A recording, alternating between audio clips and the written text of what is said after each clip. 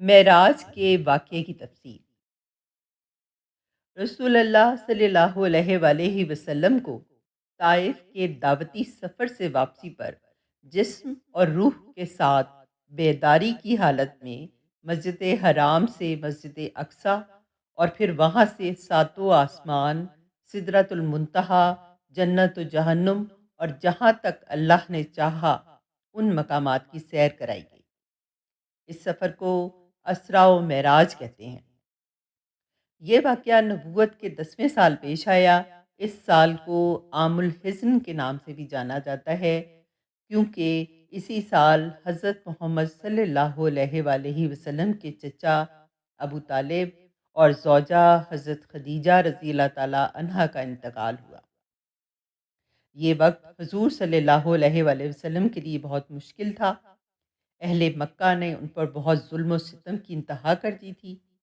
اس واقعے کا مقصد حضور کو تسلی دینا اور اہم احکامات دینا تھا، جن میں سے ایک تحفہ نماز کی صورت میں تھا۔ راتوں رات مکہ معظمہ سے تیز رفتار براق پر آسمانوں تک کا سفر، انبیاء کرام سے ملاقات، اللہ تعالیٰ کا دیدار اور ان سے ہم کلام ہونا بہت دل افروز تھا۔ واقعہ معراج ایک عظیم معجزہ ہے جو اللہ تعالیٰ نے اپنے عظیم نبی صلی اللہ علیہ وآلہ وسلم کو عطا فرمایا۔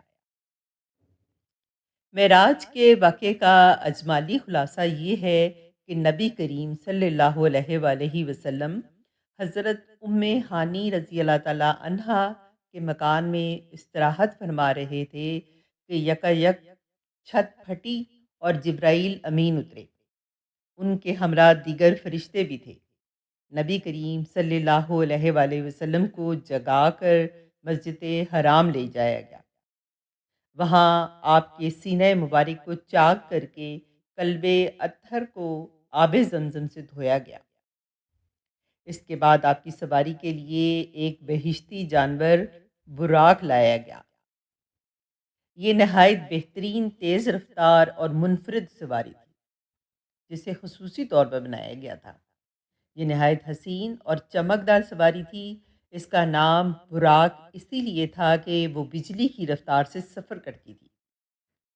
براق کا قد درمیانہ تھا اور اس کی شکل گھوڑے اور خچر جیسی تھی، اور اس کے پروں کی موجودگی نے اسے غیر معمولی بنا دیا تھا۔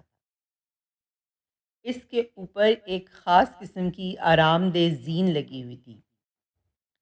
حضرت محمد صلی اللہ علیہ وآلہ وسلم حضرت جبرائیل علیہ السلام کے ہمراہ براق پر سوار ہوئے۔ راستے میں سفر کا پہلا پڑاؤ مدینہ منورہ تھا۔ حضرت جبرائیل علیہ السلام نے کہا کہ یہ وہ مقام ہے جہاں آپ ہجرت کریں گے اور آپ کا یہ دائمی مقام بنے گا۔ نبی کریم نے اس پر محبت سے نگاہ ڈالی اور یہاں 2 رکعت نفل ادا کیے۔ اگلا پڑاؤ طور سینا تھا، جہاں حضرت موسیٰ علیہ السلام نے اللہ تعالیٰ سے کلام کیا اور انہوں نے اللہ کی طرف سے انہیں تورات عطا کی گئی۔ حضور اکرم صلی اللہ علیہ وآلہ وسلم نے یہاں بھی نفل ادا کیے۔ اگلا قیام حضرت عیسیٰ علیہ السلام کی جائے پیدائش تھی۔ یہاں بھی آپ نے نفل ادا کیے۔ راستے میں مختلف اقوام اور مختلف لوگ اپنے گناہوں کی وجہ سے مختلف سزاؤں میں مبتلا دیکھے۔ بالآخر براق بیت المقدس پہنچا۔ یہ وہی مقام ہے جہاں حضرت سلیمان نے مسجد اقصی تعمیر کی تھی۔ حضور صلی اللہ علیہ وآلہ وسلم نے یہاں بھی نفل ادا کیے۔ مسجد اقصی پہنچ کر رسول اللہ نے تمام انبیاء کی نماز کی امامت فرمائی۔ یہ وہ مقام تھا جہاں سے ان کا سفر اسرا شروع ہوا۔ اس کے بعد ملائکہ کے ہمراہ آسمانوں کی جانب روانہ ہوئے، اور آسمانوں میں آپ صلی اللہ علیہ وآلہ وسلم نے مختلف انبیاء کرام، حضرت آدم، حضرت یحییٰ، حضرت عیسیٰ، حضرت یوسف، حضرت ادریس، حضرت ہارون، حضرت موسیٰ، حضرت ابراہیم علیہم الصلاۃ والتسلیمات سے ملاقات فرمائی۔ پہلے آسمان پر پہنچ کر حضرت جبرائیل علیہ السلام نے دروازے پر دستک دی۔ فرشتے نے پوچھا کون؟ انہوں نے کہا کہ میں جبرائیل ہوں اور یہ میرے ساتھ محمد صلی اللہ علیہ وآلہ وسلم ہے۔ فرشتے نے دروازہ کھول کے ان کا استقبال کیا۔ پہلے آسمان پر حضرت آدم علیہ السلام سے ملاقات ہوئی۔ جبرائیل نے فرمایا یہ آپ کے جد امجد ہیں۔ حضرت آدم علیہ السلام نے فرمایا مرحبا اے نیک بیٹے اور نیک نبی۔ محمد صلی اللہ علیہ وسلم نے نوٹ کیا کہ حضرت آدم دائیں جانب دیکھتے ہیں تو خوش ہو جاتے ہیں اور بائیں جانب دیکھ کر غمگین ہو جاتے ہیں، تو حضرت جبرائیل علیہ السلام نے اس کی وضاحت کی کہ دائیں جانب جنت میں جانے والی ان کی اولاد ہے اور بائیں جانب دوزخ میں جانے والی ان کی اولاد ہے۔ دوسرے آسمان پر آپ کی ملاقات حضرت عیسیٰ علیہ السلام اور حضرت یحییٰ علیہ السلام سے ہوئی۔ وہاں بھی اجازت لینے کے لیے دروازے پر دستک دی گئی۔ فرشتے نے دروازہ کھولا اور ان کا استقبال کیا۔ یہاں حضرت عیسیٰ علیہ السلام اور حضرت یحییٰ علیہ السلام سے ان کی ملاقات ہوئی۔ دونوں نے فرمایا مرحبا نیک بھائی اور نیک نبی۔ تیسرے آسمان پر حضور صلی اللہ علیہ وآلہ وسلم نے حضرت یوسف علیہ السلام سے ملاقات کی۔ حضور نے ان کے حسن و جمال کو دیکھا۔ جبرائیل علیہ السلام نے فرمایا کہ قدرت نے انہیں بہت حسن سے نوازا ہے۔ چوتھے آسمان پر حضرت ادریس علیہ السلام نے آپ صلی اللہ علیہ وآلہ وسلم کا استقبال کیا۔ پانچویں آسمان پر حضرت ہارون نے بھی ویسے ہی ان کا استقبال کیا اور کہا مرحبا اے نیک بھائی اور اللہ کے نبی۔ چھٹے آسمان پہ حضرت موسیٰ علیہ السلام نے آپ کا استقبال کیا اور دیکھ کر رونے لگے۔ جب ان سے وجہ دریافت کی گئی تو بولے میں اس بات پر رو رہا ہوں کہ مجھ سے زیادہ نوجوان لڑکے کو مجھ سے زیادہ امت کی رہنمائی کے لیے منتخب کیا گیا ہے اور ان کی امت میری امت سے زیادہ ہوگی۔ ساتویں آسمان پر حضرت ابراہیم علیہ السلام سے آپ کی ملاقات ہوئی۔ انہوں نے حضور اکرم صلی اللہ علیہ وآلہ وسلم کو خوش آمدید کہا اور کہا مرحبا اے نیک بیٹے اور نیک نبی۔ ہم نے دیکھا کہ ابراہیم علیہ السلام ایک مقام بیت المعمور کے پاس بیٹھے ہیں۔ بیت المعمور ایک جنتی عبادت گاہ ہے جہاں فرشتے عبادت کرتے ہیں۔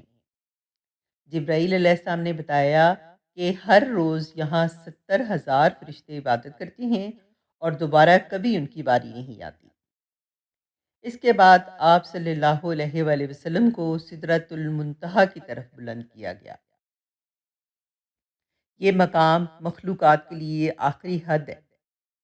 جبرائیل علیہ السلام نے بتایا کہ میں اس مقام سے آگے نہیں جا سکتا، نہیں تو اللہ کی تجلی کی وجہ سے میرے پر جل جائیں گے۔ صرف آپ کو جانے کی اجازت ہے۔ آپ صلی اللہ علیہ وآلہ وسلم نے آگے جا کر اللہ جل شانہ کی تجلیات و انوارات کا مشاہدہ کیا۔ وہاں بارگاہ الہی میں سجدہ بجا لائے اور بلا واسطہ کلام خداوندی سے سرفراز ہوئے۔ اسی موقع پر نمازیں فرض کی گئیں۔ ابتدا میں 50 نمازیں فرض کی گئیں۔ حضرت موسیٰ علیہ السلام کے مشورے پر حضور صلی اللہ علیہ وآلہ وسلم نے اللہ تعالیٰ سے ان کی تخفیف کی دعا کی۔ آخر کار نماز کی تعداد 5 ہو گئی، لیکن ان کا اجر 50 کے برابر ہوگا۔ معراج کے دوران حضور پاک نے تمام انبیاء کی امامت فرمائی، جو اس بات کا ثبوت تھا کہ آپ کو تمام انبیاء پر فوقیت حاصل ہے۔ یہاں سے واپسی پر آپ صلی اللہ علیہ وآلہ وسلم دوبارہ بیت المقدس میں اترے۔ وہاں سے براق پر سوار ہو کر صبح سے قبل مکہ مکرمہ پہنچے۔ یہ واقعہ لوگوں سے بیان کیا۔ کچھ لوگوں نے یقین نہ کیا۔ اہل ایمان نے اس واقعے کی سچائی کا دل سے اقرار کیا اور اس کی تصدیق کی، مگر ابو جہل حضرت ابو بکر صدیق کے پاس دوڑا دوڑا گیا اور کہنے لگا اے ابو بکر، تو نے سنا کہ محمد صلی اللہ علیہ وسلم کیا کہتے ہیں کیا یہ بات تسلیم کی جا سکتی ہے کہ رات کو وہ بیت المقدس گئے اور آسمانوں پر سفر طے کر کر آ بھی گئے؟ حضرت ابوبکر صدیق رضی اللہ تعالیٰ عنہ فرمانے لگے، اگر میرے آقا صلی اللہ علیہ وآلہ وسلم نے فرمایا ہے تو ضرور سچ فرمایا ہے، کیونکہ ان کی زبان پر جھوٹ نہیں آ سکتا۔ اسی دن سے حضرت ابوبکر رضی اللہ تعالیٰ عنہ کو دربار نبوت سے صدیق کا لقب ملا۔ یہ واقعہ اللہ تعالیٰ کی بے پناہ طاقت کا مظاہرہ ہے۔ یہ واقعہ حضور پاک کے لیے ایک روحانی تسکین کا ذریعہ تھا۔ اللہ نے معراج کے ذریعے اپنے محبوب محمد صلی اللہ علیہ وآلہ وسلم کو اپنی قربت کا عملی منظر دکھایا، تاکہ انہیں تسلی ہو کہ اللہ ان کے ساتھ ہے۔